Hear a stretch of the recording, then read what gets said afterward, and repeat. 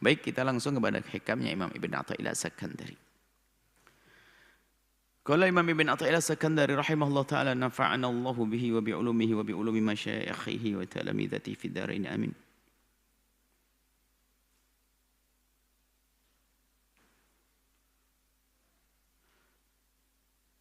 قيد الطاعات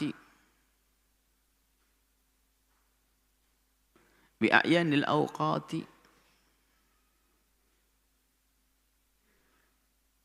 كي لا يمنعك عنها وجود التسويف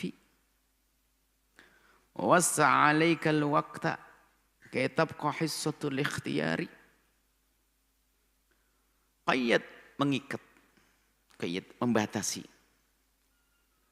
Qayyada Allah membatasi at-ta'ati amalan kebaikan itu bi'ayanil awqati dengan waktu-waktu yang sudah ditentukan. Ada ibadah yang memang Allah tentukan waktunya. Allah itu Al-Hakim, Alimun Hakimun. Allah Maha tahu tentang hambanya dan Maha bijak. Tahu yang maslahah untuk hambanya. Di antaranya setelah atau sebelumnya atau sudah kita bahas disebutkan juga bahwasanya yang kurang lebihnya mana hikmah itu Allah tuh tahu model hamba-hamba ini adalah model mudah jenuh. Sehingga Allah jadikan ibadah itu warna-warni. Ada sujud, ada puasa, ada sedekah, macam-macam. Kalau ibadah satu model tuh jenuh, bosan. Itu disebutkan juga oleh Ibn Athaillah As-Sakandari. Sekarang Allah yang Maha bijak itu lihat tahu apa yang masalah untuk hambanya dan bagaimana agar hamba ini dipermudah untuk bisa sampai kepada kemuliaan itu. Waktu ibadah.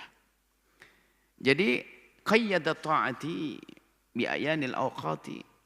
Allah itu sebagian ibadah Allah kasih batas waktunya. Ditentukan waktunya zuhur, asar, puasa Ramadan. Yang sunnah juga ada waktu duha dan seterusnya. Apa hikmah di balik itu semuanya?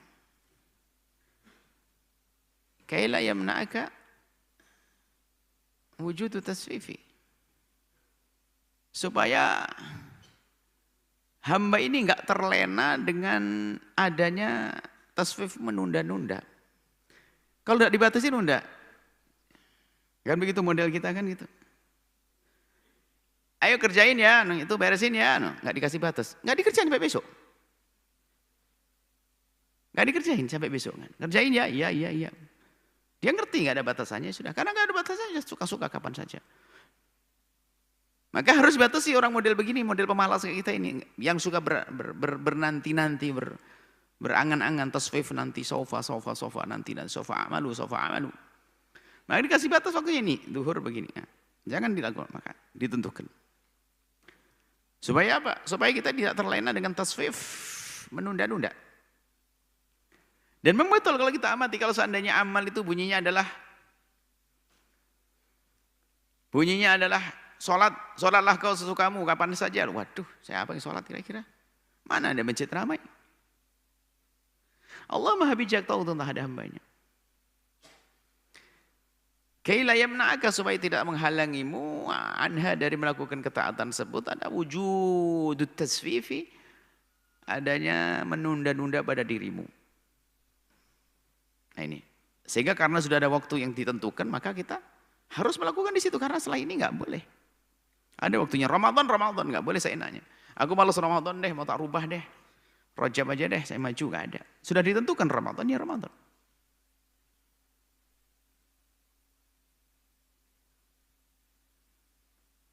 Jadi kalau kita perhatikan ibadah itu semuanya kalau kita perhatikan baik penentuan waktu atau tidak itu ternyata ada maslahat untuk hamba. Kalau kita cermati, selainnya wasa'a. Ada Allah wasa'a membebaskan, tidak membatasi. Alaika kepadamu waktunya. Ada ibadah yang Allah tidak batasi waktunya. Kitab kok agar tetap ada hissatul ikhtiar. waktu bagimu kesempatan untuk memilih. Ajib kalau kita cermati. Kalau seandainya waktunya nggak dibuka begitu, kacau haji. Contoh haji saja. Jika seandainya undang-undang Islam haji bunyinya begini. Setiap orang kaya hari ini bulan depan harus haji. Kaya hari ini bulan depan harus haji. Enggak nampung. Ini banyak yang nunda-nunda gitu saja. Enggak cukup kalau haji. Itu ada orang daftar sekarang baru hajinya tahun berikutnya. Itu ngantri. Jadi Allah memperluas itu agar ada kesempatan bagi dia untuk kita untuk memilih yang paling sesuai dengan keadaanku. Ada jenis ibadah yang seperti itu dibuka oleh Allah. Artinya kalau kita cermati baik waktu yang ditentukan Allah atau tidak ditentukan Allah, di balik itu ada hikmah yang akan ada kemaslahatan yang akan kembali kepada hamba itu sendiri.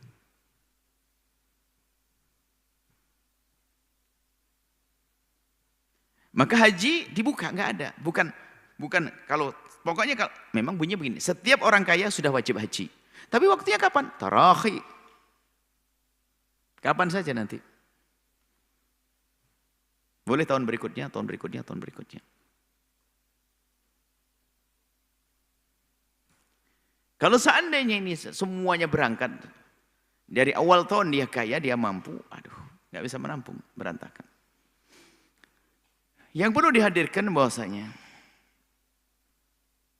lebih luas dari ini. Imam Ibn Athaillah Sakandar memberikan isyarat. Jangan sampai ada di antara kita tuh merasa terbebani dengan yang namanya tugas ibadah dari Allah.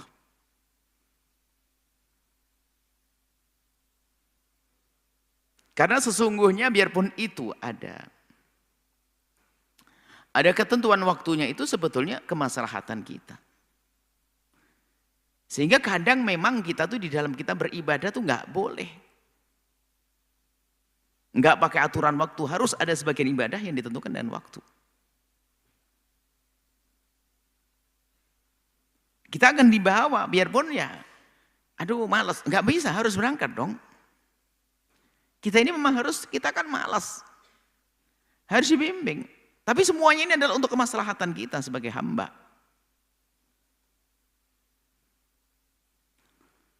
Seperti anak kecil yang ditarik oleh orang tuanya. Sampai terseret kakinya nggak mau melangkah. Kenapa? Dia nggak mau sekolah. Dibawa ayo berangkat sekolah. Diantar digendong, kakinya nyeret, nggak mau dia. Sementara dia harus berangkat sekolah.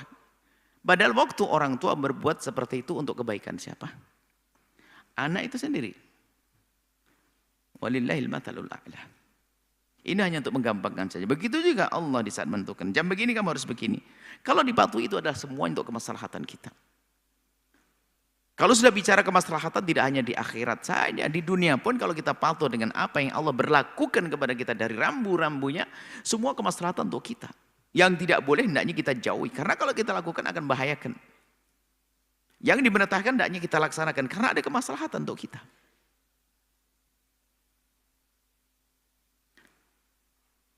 Maka di saat Allah menentukan waktu-waktunya ada masalah atau tidak. Maksud lebih luas, pesan lebih luas dari ini adalah semua ketentuan-ketentuan ibadah yang Allah berlakukan kepada hambanya. Kalau dicermati itu ada hikmahnya, hanya kadang kita belum menangkap faedah maslahah di balik itu semuanya. Imam Ibn Athaillah hanya menggambarkan dua model. Ada ibadah yang ditentukan waktunya itu agar apa?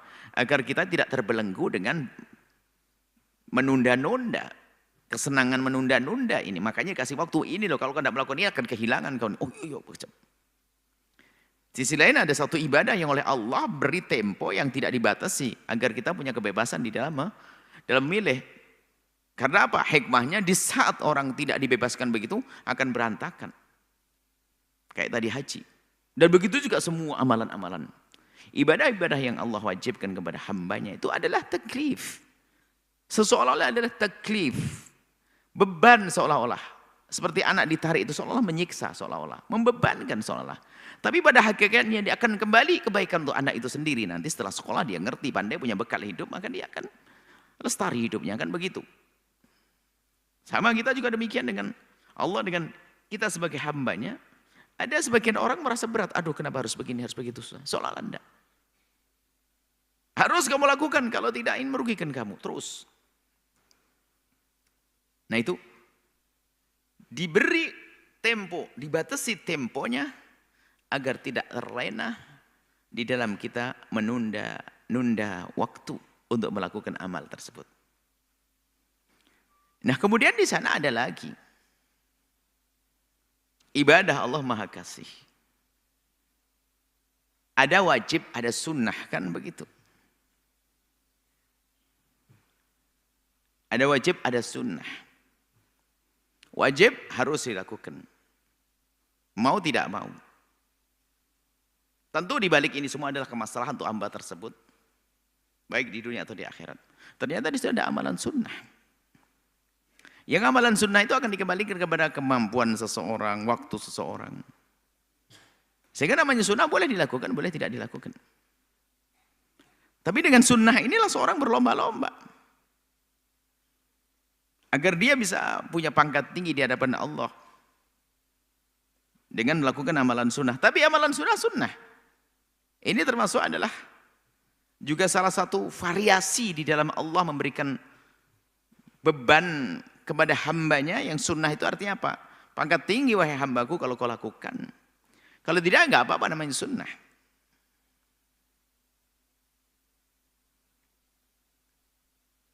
Dan begitu juga kewajiban-kewajiban yang Allah berikan, ketentuan-ketentuan kepada hambanya itu ada hikmah yang hanya karena kedangkalan kita tidak bisa memahaminya. Apapun. Mungkin ada kritik dari musuh-musuh Islam sana tentang qisas. Mereka tidak memahami hikmah di balik qisas.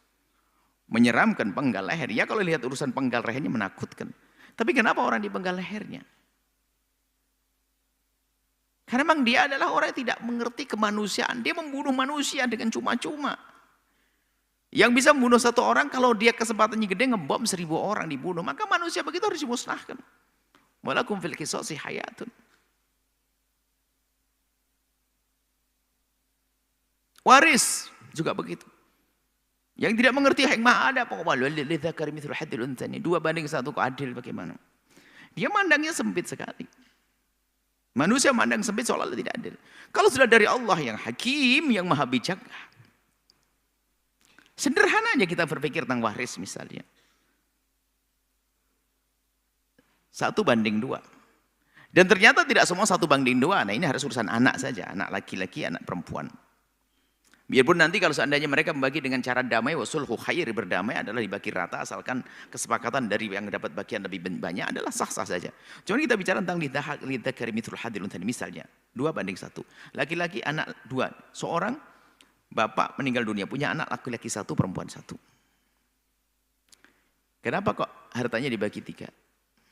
2 bagian untuk laki-laki, 1 bagian untuk perempuan. Ini sederhananya begini loh ya. Dalam hidup ini tidak hanya dia tok, di situ ada rentetan. Kehidupan dengan yang lainnya, kehidupan dengan yang lainnya, kehidupan dengan yang lainnya. Menjadi satu jaringan atau mata jaringan-jaringan kehidupan. Ini hubungan sana, hubungan sini. Enggak cukup dia saja. Kita masuk sosial, makhluk sosial. Urusan dengan manusia di kiri kanan kita. Gambaran contoh sederhana saja. Anggap saja sang anak ini rupanya bapak ini meninggalkan duit 30 juta. 30 juta. Karena 30 juta berarti cara baginya gimana? 20 juta untuk anak laki-laki. Ya kan? 10 juta untuk anak perempuan. Baik. Dewasa semuanya, sudah gede semuanya. Gambaran sederhana saja maksudnya untuk berpikir. Ini adalah sekelumit tentang gambaran hikmah. Yang dalam kenyataannya hikmahnya jauh lebih besar daripada yang kita fahami ini. Dua-duanya sudah pengen menikah. Akhirnya menikah betul dua-duanya. Kebetulan karena biar irit bareng lah. Rupanya tradisi masyarakat situ adalah kalau seorang laki-laki menikah itu ya harus ngasih mahar dong. Kalau perempuan dapat mahar, betul. Kebiasaan di situ adalah kalau ngasih mahar itu adalah 20 juta. Betul? 20 juta. Menikahlah sang abang laki-lakinya menikah dengan perempuan, adik perempuannya menikah dengan laki. Akhirnya apa? Abangnya menikah. Alhamdulillah punya duit berapa? 20 juta untuk kasih mahar kan kepada istrinya 20 juta. Adik perempuannya itu perempuan, dinikahi laki-laki. Perempuan mendapat mahar berapa? 20 juta. Baik. Sekarang abangnya yang semula dapat 20 juta punya duit berapa? 0. Adiknya perempuan yang semula dapat 10 juta, duitnya berapa? 30 juta. Ibaratnya begitu. Karena apa? Belum lagi tidak sampai di sini. Laki-laki itu akan memberi nafkah, perempuan terima duit.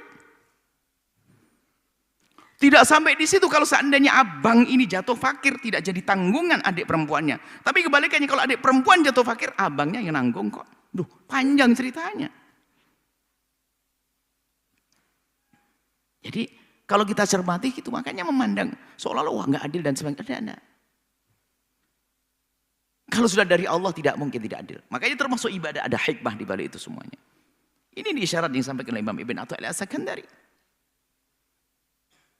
Urusan-urusan ibadah. Urusan amal, urusan termasuk hukum dan sebagainya.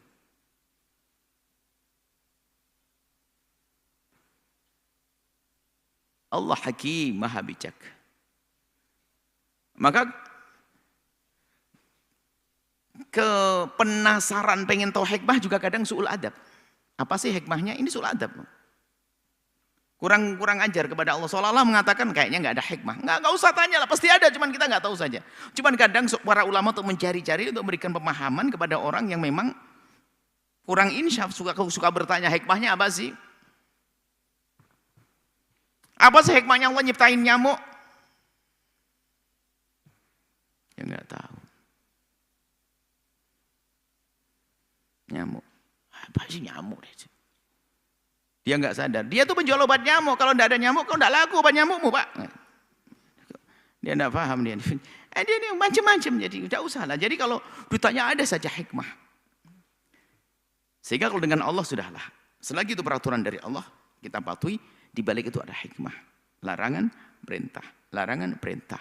Dan perintah itu sendiri pun Allah memvariasi, memodel-modelkan satu amalan agar seorang hamba ini tidak berat, tidak tertinggal, mudah melakukannya dan seterusnya. Allah Maha Kasih. Dan semua yang dilakukan seorang hamba itu pada akhirnya adalah akan kembali kepada hamba tersebut karena Allah tidak perlu dengan ibadah kita. Allah tidak perlu dengan ibadah kita. Allah tidak perlu dengan sujud kita. Tapi ibadah kita kembali kepada kita. Itulah ahli iman. Kalau bukan ahli iman tidak usah membahas ini. Membahas bagaimana mereka agar beriman. Kita ahli iman percaya. Ada surga, ada neraka, ada bala, ada pahala, ada siksa. Ada hukuman, ada sanjungan dari Allah Subhanahu wa Ta'ala. Baik. Jadi Allah menjadikan amalan-amalan ketaatan kadang dikasih waktu agar apa? Agar kita itu bisa disiplin waktu. Kalau tidak dikasih waktu terlena terus dalam penundaan-penundaan yang mungkin tidak berbatas hingga sampai dicabut nyawa kita belum melakukan kebaikan tersebut. Maka Allah telah dengan kasih sayangnya dikasih waktu. Jam begini, waktu ini selesai. Begitu juga. Kadang Allah menjadikan satu amalan ibadah itu tanpa waktu. Dibebaskan waktunya. Tujuannya apa? Agar seorang hamba dengan kerinduannya yang ada di dalam hatinya untuk memilih mana waktu yang tepat. Dan di balik ini ada masalah seperti kita ceritakan haji tersebut. Sungguh Allah Maha Kasih kepada hambanya. Dan Allah Maha Bijak. Wallahu a'lam bissawab.